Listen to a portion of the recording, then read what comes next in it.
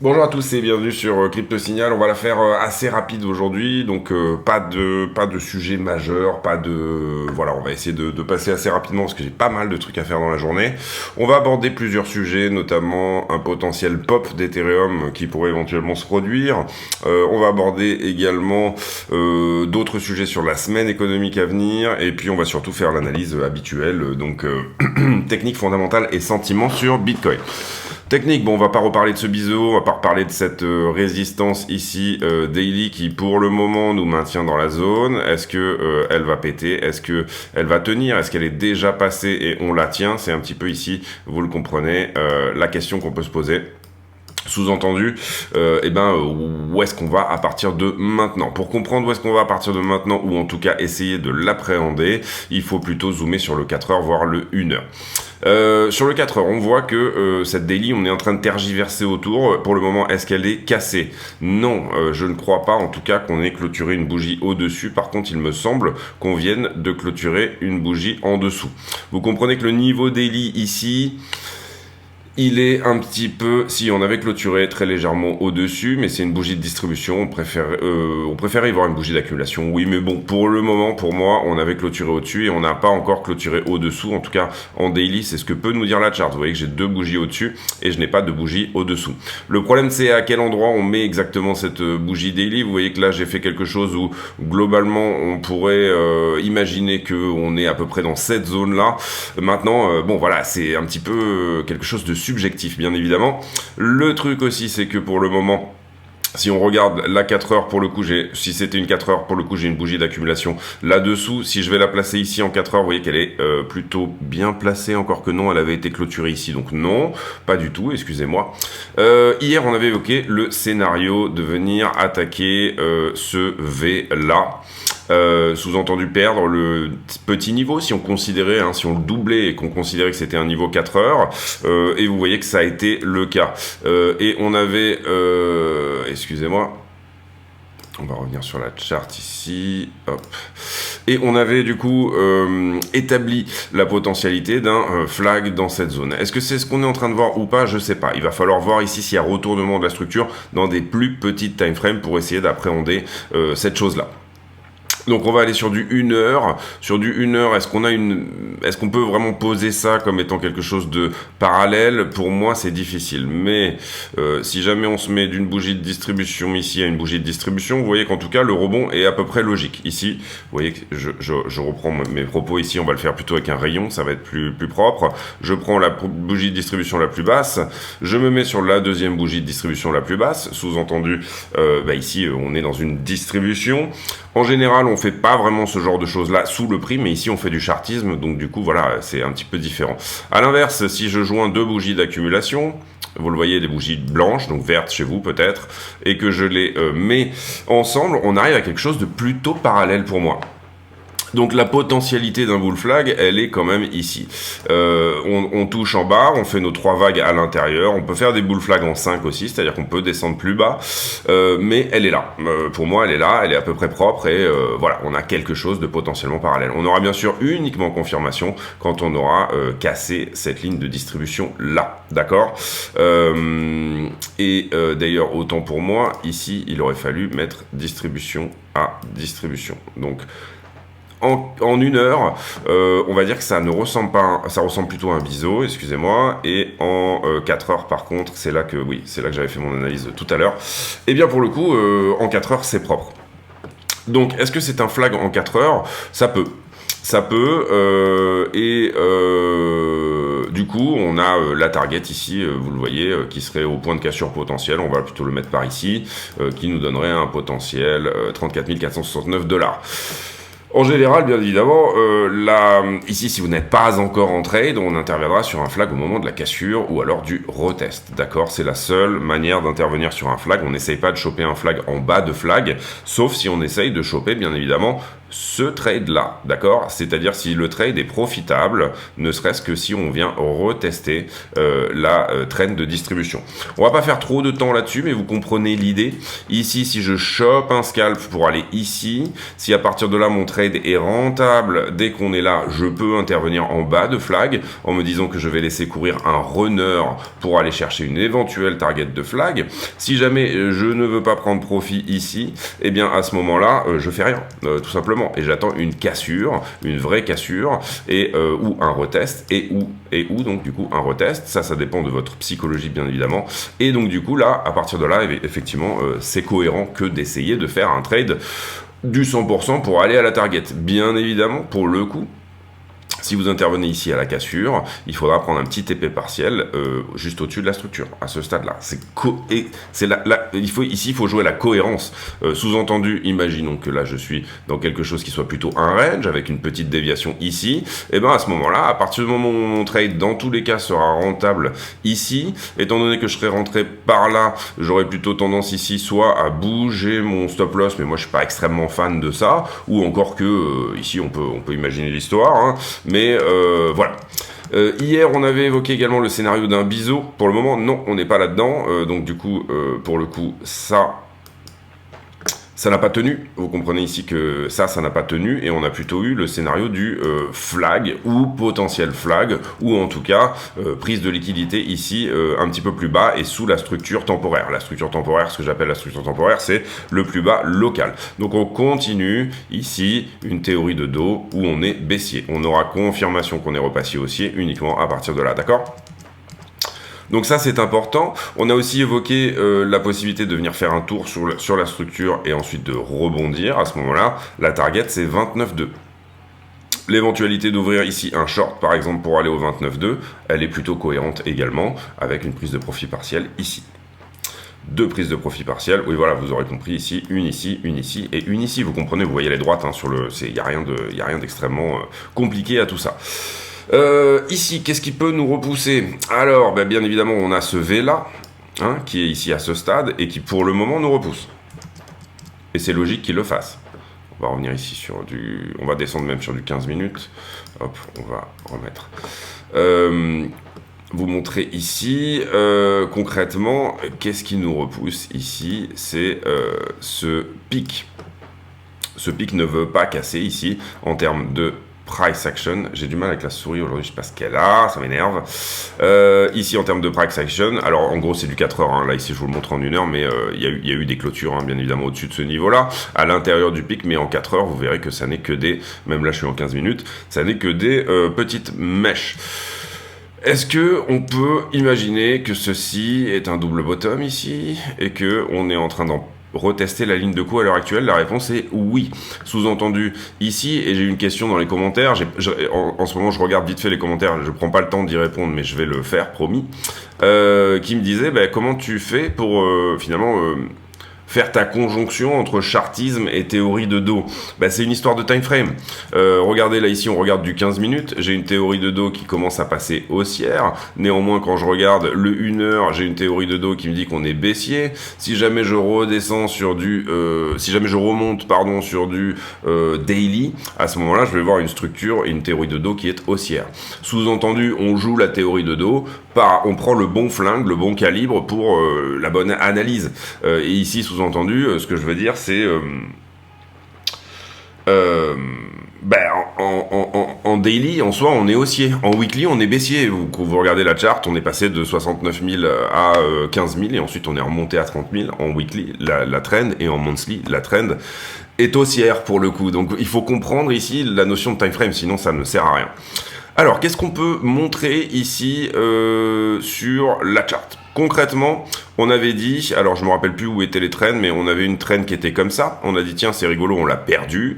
On avait une trend qui était comme ça, on a dit tiens c'est rigolo, on a perdu. Où était le point pivot? Il était ici, on a dit tiens c'est rigolo, potentiellement que la trend va s'aplatir. Et qu'est-ce qu'on a eu? C'est exactement ce qu'on a eu, d'accord? Donc pour l'instant, c'est propre.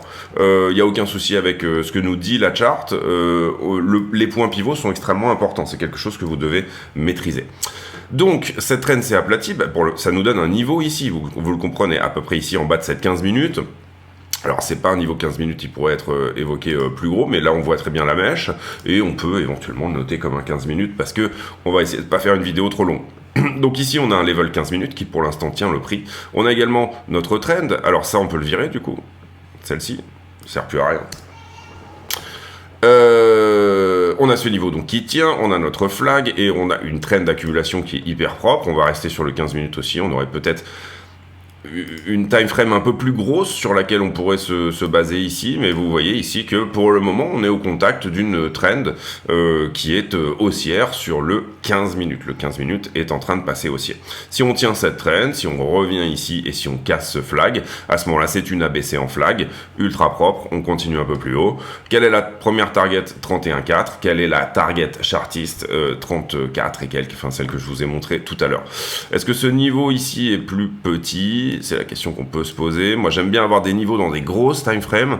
On voit ici notamment sur la 1 heure, c'est propre aussi, parce qu'ils sont plus forts que des niveaux dans des petites time frames. Et ça tient exactement à ce que je venais de vous dire à l'instant sur cette idée que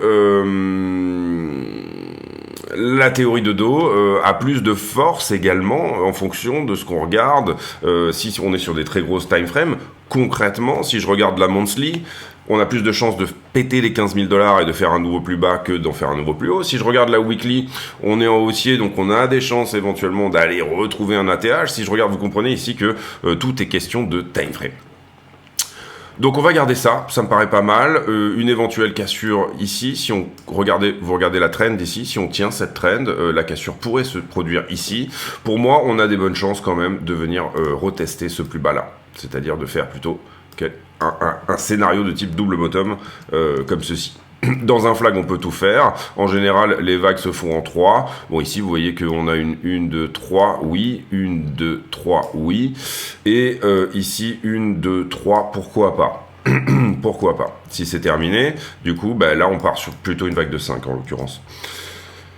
3, 3, 3, pas forcément. Vous avez ici, en imaginant que c'est une zigzag, il faudrait faire les Fibonacci, etc. Mais encore une fois, je voudrais pas faire une vidéo trop longue. Il faudrait faire les Fibos, etc. en imaginant que c'est une zigzag. On pourrait avoir quelque chose qui se met plutôt en 5, 3, 5. Hein, sous-entendu, ici, si on va vraiment sur le 5 minutes ou la minute, eh bien, trouver 5 vagues, 1, 2, 3, 4, 5, c'est propre. Ici, 1, 2, 3... flat étendu, pourquoi pas. Et ici, 1, 2, 3, 4, 5, vous voyez qu'on peut la trouver aussi. 5, 3, 5, pourquoi pas également. Bon, bref, ça, on fait pas du Elliott ici, on fait de la price action pour le moment, donc on va essayer de pas trop mixer tout. Mais vous comprenez ici l'idée. Ethereum. Ethereum contre BTC, à ce stade, en train de plus ou moins consolider, je dirais. Il est plutôt en bas de quelque chose. On avait parlé de l'éventualité d'aller chercher encore un petit peu plus bas. Pourquoi pas? Ici, on était dans un très bon scénario où si on pétait ça, eh ben on allait un peu plus haut. Hein. Ici, je me suis concrètement un peu trompé. Il n'y a pas de souci avec ça parce que je faisais confiance à cette daily qui, elle, éventuellement pouvait tenir et pouvait attaquer ce niveau-là. On n'a pas eu d'attaque de ce niveau-là, on a eu un rejet, on a même eu la perte de ce dernier support ici. Donc pour moi, maintenant, on change le fusil d'épaule et on se dit que Ethereum va peut-être légèrement sous-performer Ethereum, en tout cas à minima sur 0,004 centimes de Bitcoin, Satoshi. Bitcoin, pardon. Ensuite, Ethereum contre USD 1890, on va regarder ici que le 4 heures. Vous voyez que pour le moment, on a des rejets successifs sur ce fameux niveau que je vous avais présenté ici par le passé. Donc ça, c'est intéressant. Est-ce que Ethereum USDT n'arrivera pas à passer ou est-ce qu'il va passer? Bon, alors il y a plusieurs manières de voir les choses. Soit vous y voyez une flat, 1, 2, 3 ici, et là on est sur une 1, 2 qui va casser. D'accord. Pour le moment, on a des equal low et on a des equal high ici. Théoriquement, des equal high vont probablement rejeter le prix, mais malheureusement, des equal low nous disent la même chose. Hein. C'est-à-dire que des equal high, ça veut dire qu'il y a une forme de rejet, on va plus bas. Des equal low, il y a une forme de rejet, on va plus haut. Hein. Donc pour l'instant, on est dans un range. Pas de résolution ici. Vous voyez très bien ici la borne basse et la borne haute. Est-ce qu'on essaye d'attaquer un creux ici? Est-ce qu'il y a quelque chose de logique en 4 heures à essayer d'aller voir? C'est pas extrêmement propre. Vous voyez que le creux qu'on essaye d'attaquer, c'est plutôt un creux daily. Ici, il est peut-être un petit peu plus haut. Là, j'ai rien. Vous voyez. Ah si, il y a une petite. C'est peut-être un 1 heure. Alors, si on va voir le 1 heure, on va trouver ici une bougie dans l'accumulation actuelle qui est là. Et oui, on voit que le petit creux qui est peut-être potentiellement attaqué. Sur le 1 heure, il est quelque part en haut de ce corps de bougie. On va le mettre pour avoir le bon niveau. Je pense que c'est celui-là.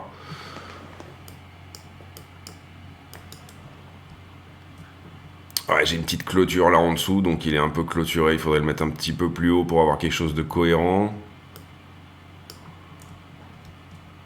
Et si on le met tout en haut de ça, donc on a vraiment le V là, vous le voyez, le tout petit V, et ce niveau 1 heure est clôturé également, donc il faudrait vraiment le mettre plus bas pour le coup.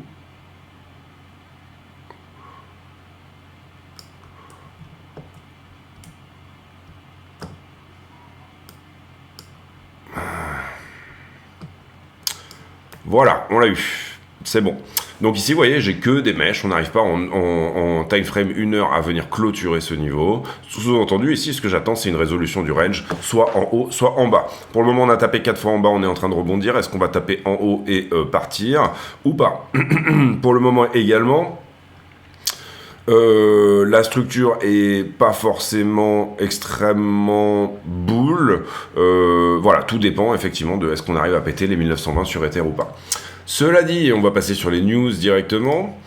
Alors Wagner, on en a beaucoup parlé ces derniers jours, on n'a pas de nouvelles résolutions, on va voir si Shogu se fait virer ou pas.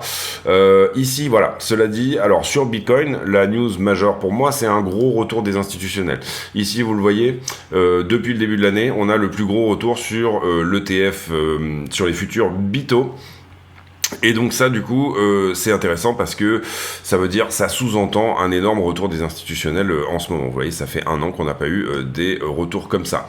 Et également, quand on regarde tout simplement le Grayscale BTC, vous voyez qu'on est en train de pumper ici et on pump plus que Bitcoin, entre guillemets. Est-ce que on est ici dans une structure qui est en avance sur Bitcoin? Je sais pas. On a fermé ce gap-là, donc ça c'est propre. Est-ce qu'on vient chercher ce gap-là, etc. C'est des questions qu'on peut se poser. Pour moi, oui, au sens où on a pas mal de figures chartistes ici, vous le voyez, qui nous donnent des targets de 24 puis 32 dollars. Donc pour moi, oui, les institutionnels sont en train de revenir sur Bitcoin. Et pas que. Et pas que, pourquoi? Parce que sur Ethereum, bon alors là on nous dit 3000 dollars, bon je sais pas comment a été calculée cette target, mais c'est pas la question. Effectivement sur Ethereum, on voit que les Ethers sortent des exchanges de manière extrêmement sharp, extrêmement violente. Sous-entendu ici, vous le voyez, gros drop, grosse sortie des exchanges. On passe sur Ethereum, je pense, sous les 12%, peut-être quelque chose comme ça. Faudrait aller voir sur Glassnode. Et derrière, en général, ces grosses sorties d'Ether sur les exchanges correspondent à une price action plutôt positive. On le voit à chaque fois qu'il y a une grosse sortie, price action positive. C'est pas une certitude, bien évidemment. Vous pouvez imputer cette sortie des exchanges sur Ethereum tout simplement au fait que Binance, les exchanges décentralisés font peur aux gens. Également, sortie des exchanges, qu'est-ce que ça veut dire? Ça veut dire un carnet d'ordre qui est moins liquide, donc une price action qui peut être extrêmement favorable comme défavorable. Un carnet d'ordre vide veut dire tout simplement qu'on va monter et descendre dans le carnet d'ordre plus vite, mais ça ne sous-entend pas réellement qu'il va y avoir une action haussière. Pour moi, il va y avoir une action haussière, en tout cas c'est mon avis sur Ethereum, et elle va être plus violente que celle de Bitcoin, mais peut-être pas tout de suite. Et on a déjà posté cette analyse hier de manière extrêmement précise. En ce qui concerne le Total 3, toujours pareil, on regarde la même chose qu'Ethereum ici, et sous-entendu, tant qu'on n'arrivera pas à passer les 330 milliards, eh bien à ce moment-là, on n'a pas de résolution réelle de ce qu'il se passe. Est-ce que ça c'est une flat? Peut-être. Est-ce que ça c'est une 1-2? Peut-être. À ce moment-là, je m'attends à une 3 qui casse tout. Et voilà, tout simplement. On n'a pas de certitude de ça pour le moment. Stablecoin dominance, on va pas regarder, on a fait un gros point je crois là-dessus hier, donc on va tout de suite passer à la liquidité. La liquidité, qu'est-ce qui s'est passé sur la journée d'hier 68 millions de liquidés, c'est une journée à peu près normale, beaucoup de longues liquidés bien évidemment, on a une price action qui a été plutôt baissière. Ici sur le carnet d'ordre, eh bien on est un petit peu au milieu de rien, j'ai plutôt des ordres à la vente que des ordres à l'achat, hein, ça c'est plutôt à noter, et concrètement dans la zone, bon on est quand même à peu près à l'équilibre, sauf cette espèce de grosse barre là ici, qui s'est manifesté quand on était là, et qui serait pour de la vente à 32 800 $. Donc ça va être un cap difficile à passer.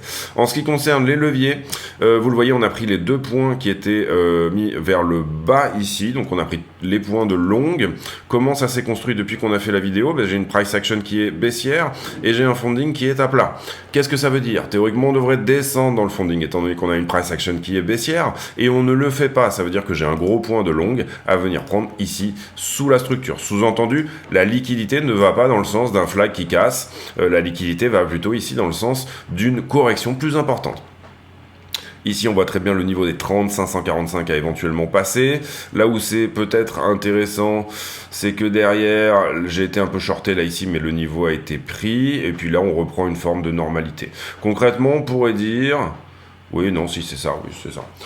Est-ce qu'on a du short sur la structure? Il doit y en avoir, bien évidemment. Bon, c'est difficile d'établir à quel point. On avait déjà montré qu'il y en avait en haut. Et concrètement, voilà. L'idée ici, c'est que vous comprenez qu'on liquide du long. Donc, théoriquement, le funding devrait faire la même chose. Si jamais on n'avait pas d'anomalie sur cette structure, si on n'avait pas un surplus de longueur, le funding devrait descendre aussi. Et il ne descend pas. Sous-entendu, on a ici une anomalie de longue.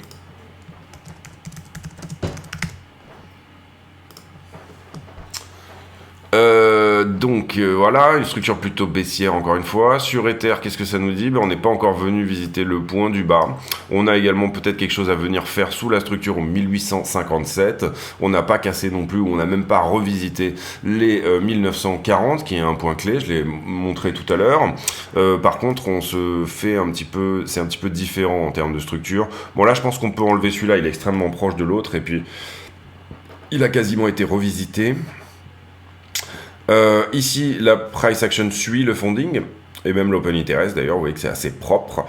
Ici, j'ai une descente au niveau du prix, pas tellement au niveau du funding, mais elle est là quand même, donc il y avait peut-être un point de longue à prendre ici, mais il a été pris. Ici, on a, ça suit bien, hein, j'ai envie de dire, il n'y a pas d'anomalie non plus. Ici, ça suit très bien. Et par contre, là, vous voyez que à partir de là, je suis extrêmement shorté. J'ai un très gros short qui a dû rentrer à peu près dans cette zone-là, en disant, Ethereum va plus bas. On est en train de péter ici les 1879. Donc, il y a un très gros short qui est rentré à partir de là. Et là, on est en train de le liquider, hein, concrètement. Donc, ce qu'on peut voir sur Ether, peut-être, c'est éventuellement, en tout cas, on voit que là, vous voyez que là, c'est un peu différent que sur Bitcoin. On voit qu'ici, Ether est d'ailleurs en funding négatif, là où Bitcoin est en funding positif. Le funding, c'est quoi? C'est le ratio long-short en fonction du volume. C'est très simple. Vous êtes sur le marché, vous payez un taux d'intérêt qui va être variable en fonction de votre positionnement. Sous-entendu, en ce moment, ce sont les shorters qui payent un surplus.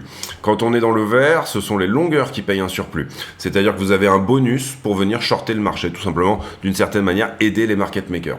Là où je trouve ça peut-être intéressant sur Ethereum, c'est qu'on est peut-être ici en début de bull run, enfin début de mini bull run, au sens où vous voyez qu'avant on déleverageait tout le temps sur cette zone là et là on vient de la passer et on est en train plutôt de releverager à cette zone. Alors à voir si elle pète et si on revient tout simplement sur les zones basses, mais ça peut être intéressant d'avoir ici un regain d'open interest, et je pense que l'analyse est la même sur BTC. On va regarder juste vite fait, malheureusement du coup ça fera une vidéo encore une fois un peu longue. Je voulais aujourd'hui en faire une à peu près de l'ordre de 20 minutes, mais je vais avoir du mal.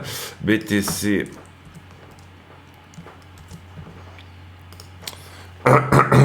sous-entendu, oui, au niveau de l'open interest, c'est ça, j'étais là-dessus. Sur BTC, en général, on déleverage, on va prendre une time frame un peu plus importante, peut-être le 1 heure, ça sera suffisant. En général, sur BTC, on déleverageait, vous le voyez, toujours autour des 6,34. C'est super propre. Vous voyez qu'à chaque fois, on rejetait et on déleverageait. Ici, on faisait une grosse opération de deleveraging. Et là, il s'est passé quelque chose. Il y a un nombre de contrats énorme qui est rentré. Deux solutions. Soit on est en train de se faire avoir, sous-entendu, il va y avoir un gros deleveraging et un énorme mouvement vers le bas. Donc c'est pour ça, ne tradez pas sans stop loss, s'il vous plaît. Parce que c'est une possibilité. C'est-à-dire que ici, finalement, on redescend à minima sur là où on a tendance à releverager, c'est-à-dire ici. Mais pour le moment, Bitcoin semble accepter ce petit milliard en plus d'open interest. Est-ce qu'on a une nouvelle borne ou alors est-ce que ce milliard d'open interest va tout simplement se faire déglinguer, 1,4 milliard même, 1,5 milliard, se faire déglinguer. En tout cas, on voit un retour des institutionnels. Il n'est pas ici impossible qu'en ce moment, on ait également un retour de l'open interest, un open interest qui passe une nouvelle barre, qui franchit une nouvelle barre. Donc ça c'est extrêmement intéressant à regarder et c'est quelque chose qu'il va falloir suivre. Donc regardez bien votre open interest sur Coinalyze. Ensuite, on déleverage ici un tout petit peu, 11 milliards sur Bitcoin. Vous voyez que on a déjà, avec ce petit mouvement, on est déjà revenu, on était à 34 milliards ici, vous le comprenez, on est déjà revenu assez bas. Ça veut dire quoi? Les shorts étaient retardataires, les longues, étaient en retard ici, et finalement, juste avec une toute petite price action, on a réussi déjà à revenir à des niveaux plus soutenables, qui sont les 10 milliards de position, en position leveragée. Sur Ethereum, par contre, on reste dans la zone, je pense, des... Ah non, on est à 3 milliards, on était à 7 milliards quand on était en haut ici, et encore, on n'a pas ici le recul pour pouvoir montrer ça. Il me semble qu'hier, on était à 7 milliards. En l'occurrence, ici, vous voyez que on a effectivement... Ou alors je me trompe, peut-être que je me trompe. 4,31. Peut-être que je me trompe. En tout cas, ce ratio évolue, c'est un delta, donc du coup c'est possible qu'on n'ait pas ici... Mais en tout cas, voilà, on voit que Ether a un tout petit peu déleveragé, on est désormais à 3 milliards en position au-dessus du prix. Là, 12 heures qu'on va regarder sur Bitcoin, est-ce qu'on a plus de longueur, plus de shorter dans les 12 dernières heures? Ça paraît évident qu'on a plus de shorter. Donc là, pour le coup... La liquidité nous dit, sur les poches de liquidité, ça pourrait monter. En tout cas, les positions très fraîches sont plutôt en short. Vous avez une action de prix qui est baissière, c'est un peu ce que j'ai expliqué hier. Les gens se disent, alors au spot, je vois pas une demande incroyable, on l'a vu sur le carnet d'ordre, mais en tout cas, les gens se disent, on va shorter. Ici sur la 7 jours, et pour moi c'est la 7 jours qui peut être un juge de paix, concrètement on voit plutôt quand même une poche en dessous, On a peut-être un petit tour à venir faire au-dessus des 32, mais encore une fois attention à vous parce que ça c'est dans le viseur peut-être potentiellement des market makers. Ici vous avez des gens qui sont rentrés, il y en a une partie qui a pris profit quand on fait un mouvement de 26,8 à 30 000 $, une bougie de 3 000 $, ceux qui sont un petit peu pas trop stupides, il y a une bonne partie qui a pris profit dans cette zone, mais on a quand même une poche de liquidité résiduelle de gens qui pensent avoir peut-être trouvé le bottom ultime et qui veulent rester en position à ce stade. Sur la 1 mois, ça serait difficile d'évaluer combien il y a de centaines de millions à prendre. Vous voyez qu'on fait des journées à 70 millions. Sur la 1 mois, là, pour le coup, c'est sous les 24 que ça pourrait dropper. Donc, est-ce qu'on est à l'aube de pouvoir prendre le short du siècle ou est-ce que dans cette structure-là, on va pouvoir passer au travers et aller prendre les 33 ? C'est une extrêmement bonne question. Vous voyez que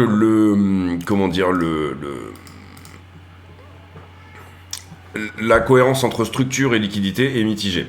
Alors sur Ether, on avait eu plus de short que de long, mais malheureusement, on a déjà pris toute la zone sur les 12 heures dernières. J'ai parlé ici d'une potentialité aussi d'un Bitcoin qui latéralise et d'un Ether qui pump. Pour moi, aujourd'hui, et quand on regarde la 7 jours, on a trop jauni ici dans la zone qui est là. Il est tout à fait possible qu'Ether, désormais, vienne fumer un petit peu le bas du range. Je vous ai montré le range tout à l'heure avec les 3 tops précédents, etc. Pour moi, c'est tout à fait possible ici qu'on ait une prise de liquidité en bas et puis qu'ensuite on vienne chercher la liquidité en haut. En tout cas, moyen terme, je suis plutôt haussier sur Ethereum, bien évidemment. Et là, sur la 1 mois, on voit que Ether a peut-être quelque chose à faire au-dessus des 2100 et peut-être potentiellement au-dessus. On verra la résolution dans le temps et quelque chose à faire en dessous des 1004. C'est un peu les deux bornes. On va aller voir les timeframes plus petites, mais on l'a finalement déjà fait. et quelle pourrait être la price action à ce stade. En tout cas, la conclusion de cette vidéo, vous le voyez, on a fait thèse, antithèse, synthèse, d'une certaine manière, bien à la française, avec une bonne dissertation, etc. Et désormais, il est temps d'aborder la conclusion. La conclusion, c'est quoi? Quels sont les niveaux sur lesquels vous pouvez vous concentrer? Pour moi, cette 15 minutes, déjà, si on la perd, ça veut dire que on revient ici, à minima, rechercher quelque chose qui est un double bottom, c'est-à-dire revenir retester à nouveau les 30 000. Ça, c'est une première chose. La deuxième chose, excusez-moi, c'est que tant qu'on n'a pas pété ce flag, on n'a pas de confirmation qu'on va effectivement peut-être péter ce top et effectivement qu'on va aux 30 000. On voit une liquidité ici en ce moment et on voit d'une certaine manière que, excusez-moi, sur cette structure-là, on a été plutôt longué. Donc ici, j'ai une poche. Ici, j'avais déjà une poche qui est cohérente, qui est une poche de price action. Il y a forcément des longueurs ici dans ce lot-là. Ici, j'ai une poche et ici, j'ai une poche. Pour le moment, on a pris quelle poche? On a pris celle-ci, on a pris celle-ci, on a pris celle-là. Est-ce que ça suffit? On rebondit, vous le voyez ici sur la trend. Est-ce que ça suffit pour venir désormais prendre en haut? On a vu sur la price action que ce long-là a été énormément... a été plutôt longué, on va dire. Je vais reprendre ici les niveaux pour... voilà. On a vu sur la liquidité que ça, c'était quand même relativement longué. Mais on a vu également que ça avait suffi à déleverager quand même une bonne partie du marché. Déleverager, sous-entendu, vous voyez, on est passé d'un iota entre les shorteurs et les longueurs de... 32, je crois qu'il y avait 32 milliards en position leveragée, à un peu moins, à 10 milliards. Ici, on pourrait éventuellement voir également un niveau qui sera un niveau 15 minutes là pour le coup, qui pourrait éventuellement être attaqué. Donc la résolution en toute petite time frame, elle se trouve pour moi entre cette droite là et cette droite là. Si jamais on fait un triangle ascendant, et qu'on arrive à casser cette droite-là, ça va accélérer. Pourquoi? Parce que ça a refusé ici, ici, ici et là de passer au travers. Donc du coup, on va avoir une accélération. Pourquoi? Parce qu'on a du stop shorter dans la zone, on a ce gros stop shorter bien évidemment qui est là, et puis on a tous les autres, tous les tout petits tops locaux sur lesquels il y a potentiellement des gens qui sont rentrés sur des shorts en levier. Ici, on a une partie de ces shorts également qui ont pris profit. Il ne faut pas se duper. Et c'est pour ça que d'une certaine manière, on a aussi également un funding qui est resté à plat. Sous-entendu, ce qu'on voit comme étant ici un énorme point de un énorme point de longue peut aussi être tout simplement du shorter qui prend profit, donc qui sort, donc il revend son contrat, donc il ne fait pas augmenter le funding. Comprenez bien ici que la bonne donnée, c'est le funding. Vous allez regarder un ratio long short en fonction du nombre de traders, ça ne sert à rien. Enfin, pour moi, je l'utilise pas. En tout cas, je dis pas que ça sert à rien parce que peut-être que je sais pas l'utiliser aussi également. Là où c'est intéressant également dans la structure, c'est que vous voyez qu'on a cette espèce ici de triangle ascendant qui lui a cassé pour le coup, le plus petit. Et qui lui, est-ce qu'il a atteint sa target ou pas? On pourrait se poser la question. Vous voyez qu'on prend ici la figure dans son ensemble, on la redécale au point de cassure, on va la mettre par ici, et la réponse est non. La réponse nous dit qu'on serait plutôt ici sur une target d'un retest de la 1 heure qui risque de repousser elle-même aussi également ici et là. Si jamais on monte ici et qu'on a double résistance, enfin triple résistance même, c'est-à-dire ici vous le voyez j'ai la trend. En plus, j'ai le niveau 1 heure, qui est celui-ci, d'accord? Et en plus, j'ai quoi? Bah non, c'est ça, double résistance, pardon, oui, c'est ça. Et ben, on a des bonnes chances de se faire rejeter au moins en tout cas, comment dire, temporairement, voilà. Allez, 32 minutes, je m'arrête là. J'ai pour habitude de poser en fin de vidéo une question à la con. C'est-à-dire une question qui n'a rien à voir avec le prix du Bitcoin, mais qui nous permet de converser de choses et d'autres. La question du jour, elle sera sur... tiens, le sport de haut niveau, est-ce que vous avez fait, soit dans votre jeunesse, soit est-ce que vous faites toujours à ce stade du sport à un niveau assez avancé? Donc voilà la question, je vous laisse là-dessus. On se retrouve demain pour une nouvelle vidéo. D'ici là, portez-vous bien. Merci beaucoup de votre fidélité et de votre encouragement dans les commentaires. J'ai des commentaires super bienveillants, c'est vraiment super sympa de les lire. Et je vais y répondre. Je pense que j'aurai pas le temps aujourd'hui, mais je vais prendre vraiment une demi-journée. J'ai au moins 5-6 vidéos de retard au niveau de comment je réponds aux commentaires, mais je vais le faire. C'est promis, d'ailleurs je le fais tout le temps. C'est juste qu'il faut que je me chope le temps où je suis effectivement tranquille devant l'ordi pour pouvoir répondre à tout ça. Je vous souhaite une excellente journée, on se retrouve demain, à très bientôt, ciao.